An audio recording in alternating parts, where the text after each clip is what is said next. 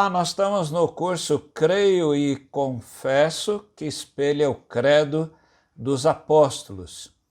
E hoje nós vamos tratar sobre o Deus que vive ou habita nas pessoas. Nós vimos no estudo anterior que o Espírito Santo germinou a semente de Maria para que Jesus não nascesse com o pecado trazido por Adão, e Jesus então nasceu de forma santa, de forma pura. E hoje nós vamos prosseguir nos estudos sobre a doutrina do Espírito Santo, que é chamada na teologia de pneumatologia. Pneu quer dizer ar, não é? Então é o estudo do sopro do ar, que é o Espírito Santo. Será que o Espírito Santo é uma força, é apenas uma influência, ou será que o Espírito Santo é Deus? Será que é possível Deus viver em nós? Quais são as qualidades e as competências do Espírito Santo? Antes de tudo, se você não é inscrito neste canal, eu peço que você faça a sua inscrição e ative o sininho para que você possa ser avisada ou avisado de futuras publicações. Quando Jesus terminou a sua obra de redenção, que culminou com a sua morte lá na cruz, ele assim ressuscitou dos mortos e durante 40 dias ele deu instruções aos seus discípulos. E após esse tempo, ele voltou ao Pai, nós chamamos a ascensão de Cristo ou a subida de Cristo. E ele volta ao Pai, porém, como ele mesmo disse, ele não nos deixou órfãos, mas ele enviou o Espírito Santo que ele havia prometido. Em João 16, verso 7, Jesus diz: "Mas eu lhes digo a verdade, e é melhor para vocês que eu vá, porque se eu não for o Consolador, o Paráclito, o Espírito Santo, não virá para vocês, mas se eu for, eu o enviarei para vocês." Em Gálatas 4:6, o apóstolo Paulo diz: "E porque vocês são filhos, Deus enviou o Espírito de seu Filho ao nosso coração, e esse Espírito clama Abba, Pai", que é uma palavra no aramaico, quer dizer pai, ou quando a criança pequenininha chamava o seu pai, pai de paizinho ou pai, no sentido amoroso. Mas quem é o Espírito e quais são essas competências que o Espírito tem? Se ele não é uma influência, não é apenas uma força e ele é Deus, como é que nós poderíamos comprovar pelas Escrituras e pela palavra de Deus, na compreensão, na boa interpretação, que o Espírito de fato é Deus? Nós lemos, por exemplo, na Bíblia dos Testemunhos de Jeová, quando lá está em João 1, verso 1, no princípio era o verbo estava com Deus e o verbo era um Deus. Os TJ, os Testemunhos de Jeová, traduzem como um artigo indefinido, mas no grego está o artigo o ali, No princípio era o verbo estava com Deus, o verbo era Deus, era o Deus, se referindo a Jesus. A mesma coisa ocorre quando muitas seitas e até denominações que não creem no que o Espírito é Deus vão usar alguns artifícios, mas nós vamos demonstrar pela Escritura como isso é possível.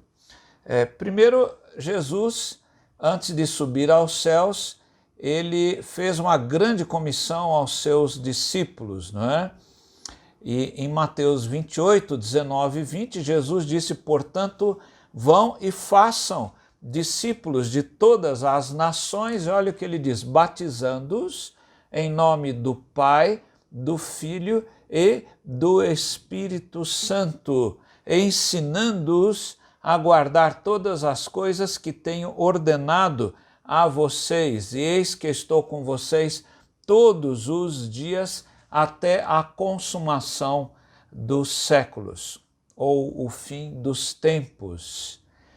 Veja se o Espírito é Deus, como Jesus colocou, ele é colocado como das pessoas da Trindade, ele vai aplicar na vida daquelas pessoas que creem as bênçãos da obra realizada por Cristo lá na cruz, a obra de salvação.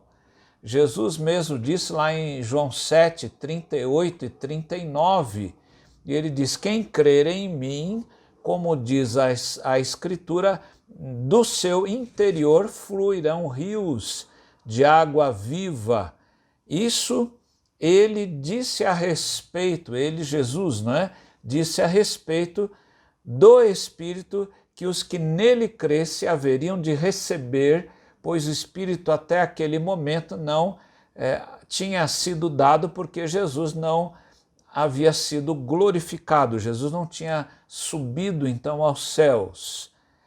Veja que ele prometeu que aqueles que creem, o Espírito Santo passaria a ter morada no coração. O Espírito Santo, então, é esse paráclito, esse consolador que Jesus prometeu. Em João 14, 16, 17, ele diz: eu pedirei ao Pai e ele lhes dará outro consolador. É interessante que existem duas palavras gregas aqui para outro, A palavra allos, A-L-L-O-S, e a palavra héteros, é a palavra usada mesmo no português, héteros, Allos, héteros é um outro diferente, E Jesus poderia ter usado a palavra héteros, dizer, olha, eu vou mandar um outro diferente, mas ele não usa hétero, ele usa a palavra allos, eu vou mandar um outro igualzinho a mim,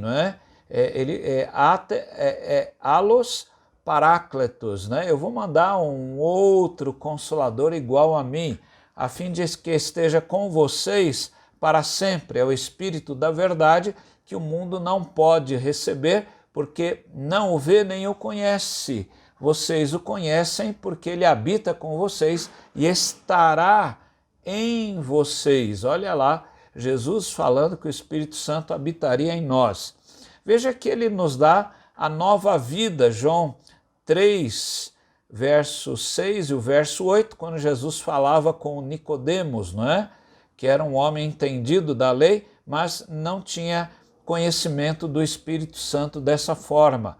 Jesus então vai dizer: o que é nascido da carne é carne, e o que é nascido do Espírito é Espírito. E Jesus então diz a Nicodemos: o vento sopra onde quer, você ouve o barulho que ele faz, mas não sabe nem de onde ele vem, nem para onde ele vai. E olha o que ele diz: assim é todo aquele que é nascido do Espírito. É como um vento, que sopra, o Espírito Santo sopra no coração e a pessoa então converte-se a Cristo e aceita a Cristo. Ela diz que aceita, mas é o Espírito que toca, que aceita primeiro, Veja que depois de trabalhar no coração das pessoas, o Espírito Santo também ele intercede pelos que creem, pelos aqueles que são santos.